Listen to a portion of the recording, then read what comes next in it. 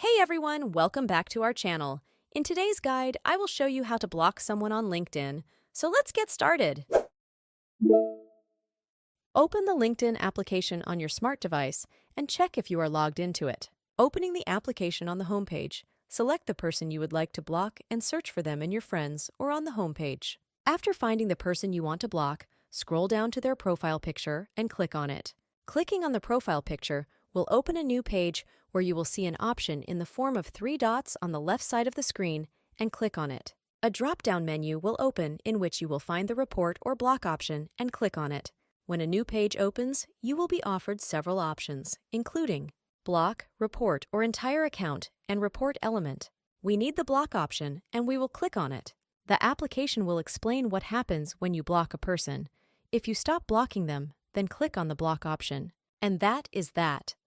You have successfully blocked a person on LinkedIn. They will no longer be able to view your profile or contact you. Blocking someone on LinkedIn is a simple process, and now you know how to do it. If this guide helped you, give it a thumbs up and don't forget to subscribe to our channel for more tech tips and tutorials. Thanks for watching and see you in the next video.